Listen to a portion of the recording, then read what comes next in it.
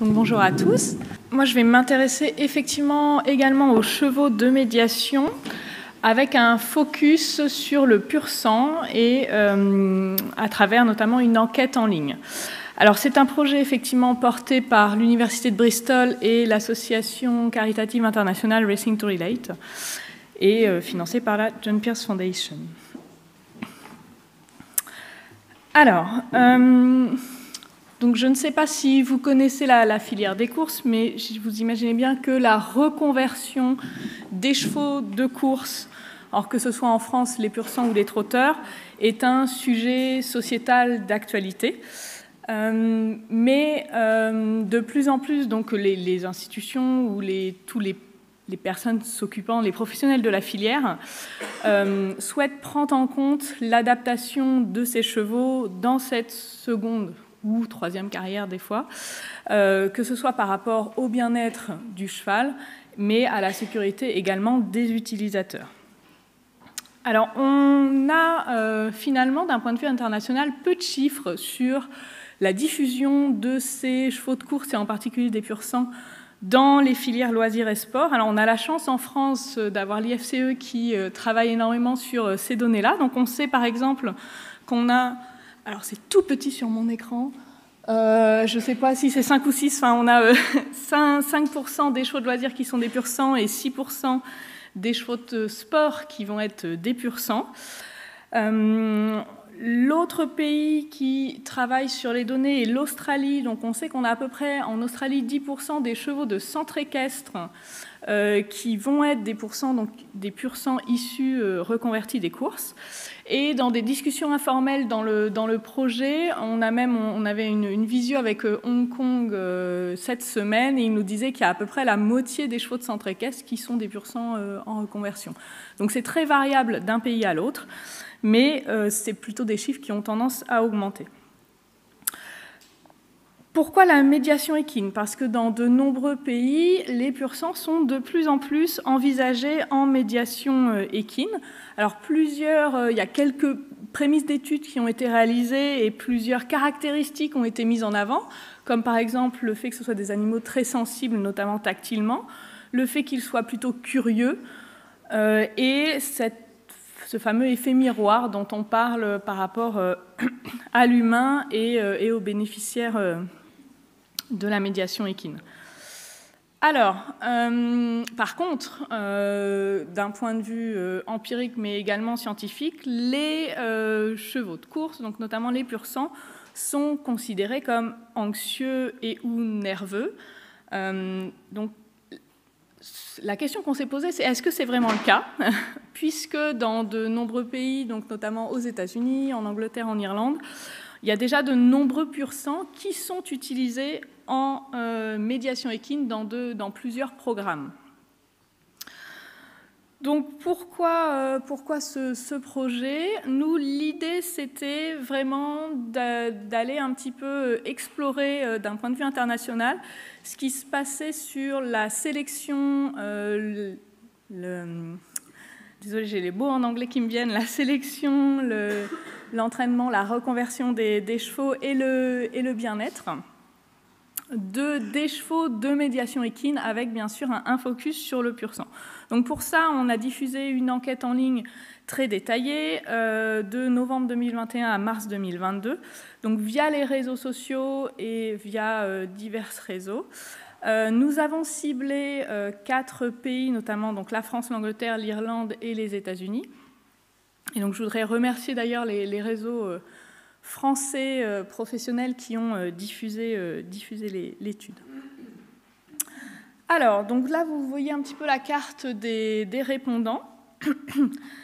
Donc, nous avons eu 129 participants et participantes. Donc, c'était une enquête en ligne assez dense. Pour ceux qui l'ont remplie, vous devez encore vous en rappeler, avec de nombreuses questions, à la fois sur le praticien de médiation et à la fois sur le cheval, où on demandait notamment de détailler de nombreux détails sur les conditions de vie, mais sur aussi toute la santé et le comportement de 5 chevaux, donc quelque chose d'assez dense.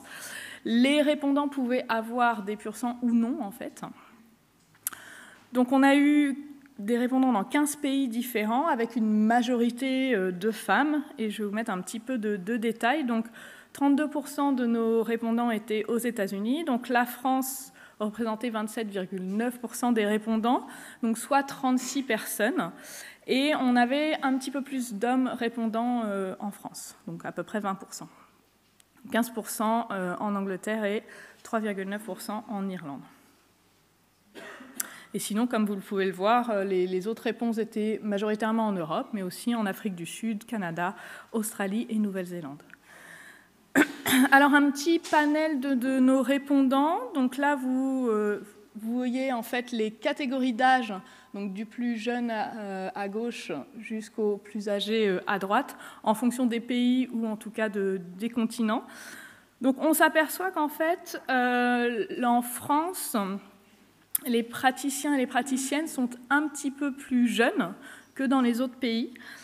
Par contre, quand on compare avec les dates d'installation qu'on demandait aussi, et vous avez la donnée dans le résumé, on s'aperçoit que ce n'est pas une question de date d'installation, mais probablement, donc une de nos hypothèses, c'est qu'en fait, en France, on a tendance à s'installer, à être plus jeune, en fait, à son âge, l'âge d'installation serait plus jeune. Alors, en ce qui concerne les chevaux de médiation, donc comme je vous l'ai brièvement dit tout à l'heure, nous avons demandé à tous les participants et participantes de nous citer et de nous donner plein de détails en fait, sur les 5 chevaux qu'ils utilisaient le plus. Donc, grâce à cela, on a récolté des données sur 427 équidés. Donc, je vous dis équidés parce que parmi ces équidés, on avait 3 ânes. Et globalement, donc, comme vous le pouvez voir, on avait une majorité de poneys de warm blood et une catégorie qui rassemble les chevaux à sang chaud, parmi lesquels il y avait les pur sang, et on a identifié 13,5% de pur sang, soit 57 individus. Donc globalement, sur nos 427 équidés, on avait une majorité de hongres, donc 61,5%, un âge médian de 16 ans, allant de quelques mois, 6-7 mois, jusqu'à 35 ans.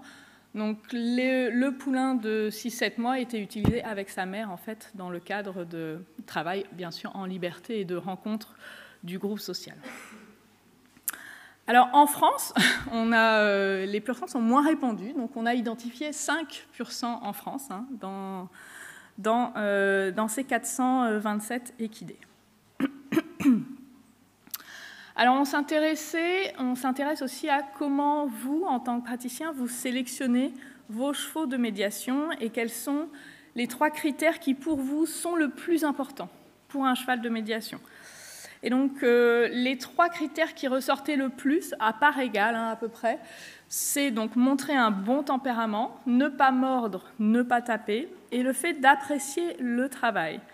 Alors, comme beaucoup d'études scientifiques, les réponses apportent de nombreuses questions.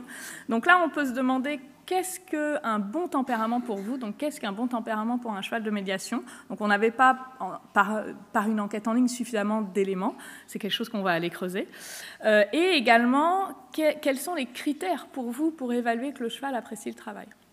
Donc, c'est des questions en lien avec le bien-être général du cheval, bien sûr.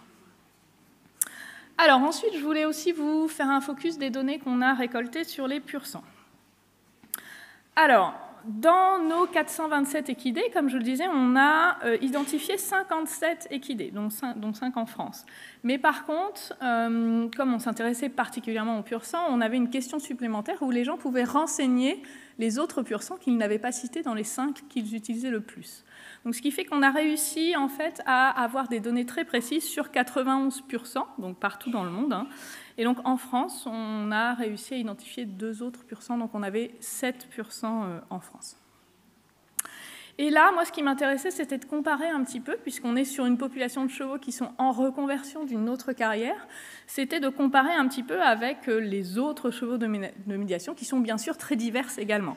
Donc, on a comparé par rapport au sexe des chevaux de médiation. Donc, on s'aperçoit, donc là, vous voyez en bleu, donc dans les 2 graphiques qui suivent, ça va être les mêmes couleurs. En bleu, donc vous voyez les pur sang, et en beige, les autres races, toutes confondues pour l'instant. Et on s'aperçoit qu'on a plus d'hongres En fait, dans notre catégorie de pur sang, donc avec 77,8% contre 58,9%, alors une des explications, en fait, c'est qu'effectivement, on est sur des animaux en reconversion, qu'une deuxième carrière pour les juments est souvent une carrière d'élevage. Donc, c'est probablement une des explications pour lesquelles nous avons plus de hongres pur sang en médiation. L'autre critère qui nous intéressait, c'était l'âge, justement, puisqu'on est, encore une fois, sur une deuxième carrière.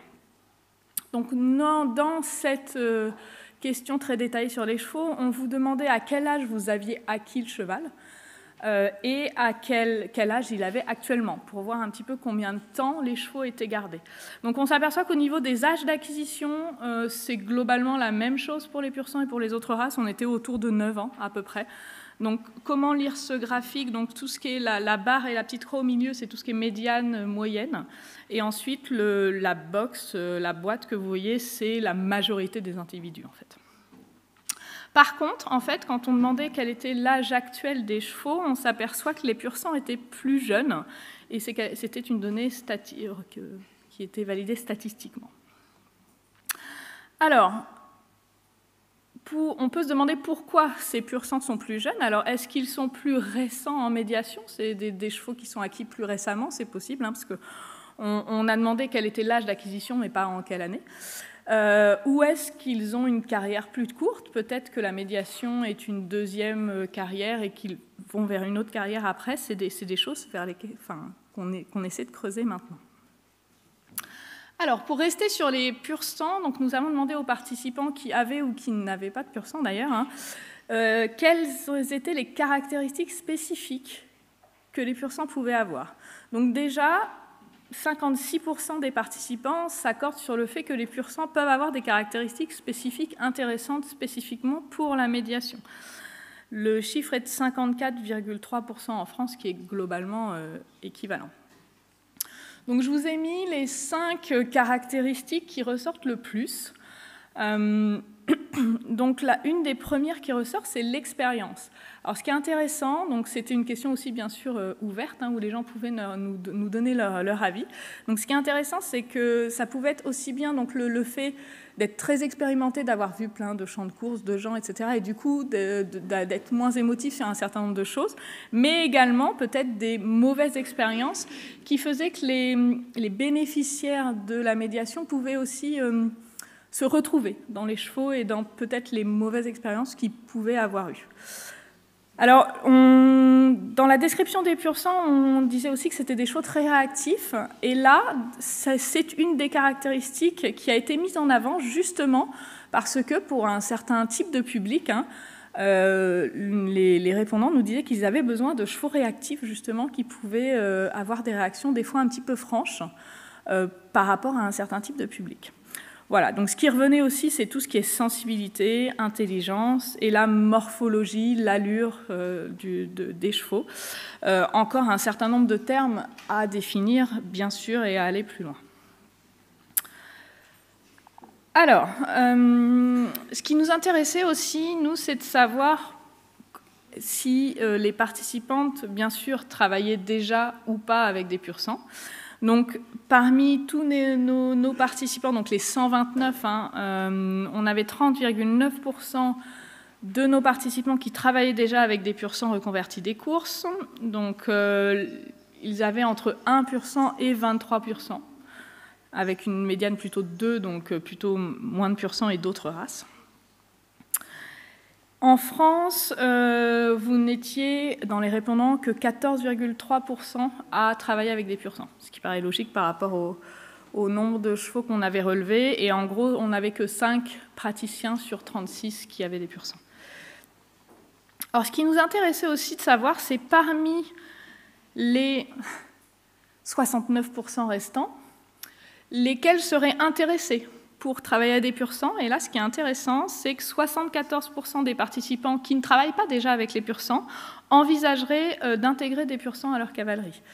ce qui ferait, partout dans le monde, je vous le rappelle, 65 praticiens environ, et du coup, en France, 53,3% des participants envisageraient d'utiliser les pur sang, donc ce qui ferait à peu près 16 praticiens.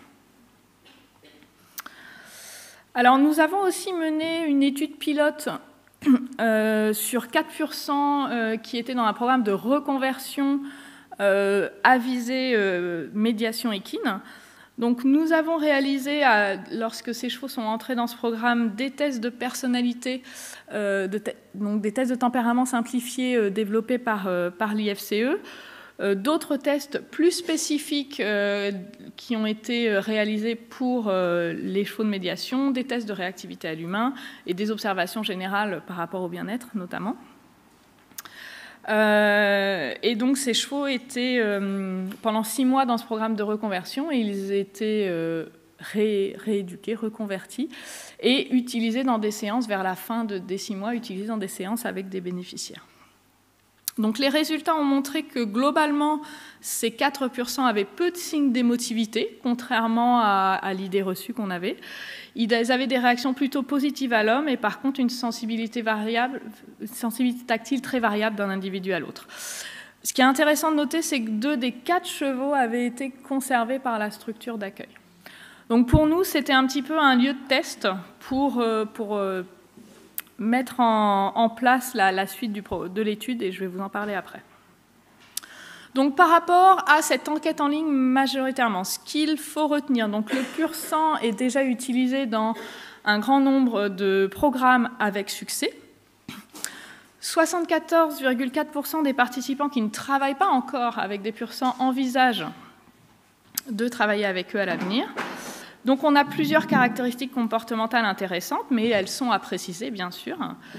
Ce qui nous intéresse, c'est de travailler aussi sur cette durée de reconversion et la qualité d'intervention et de reconversion.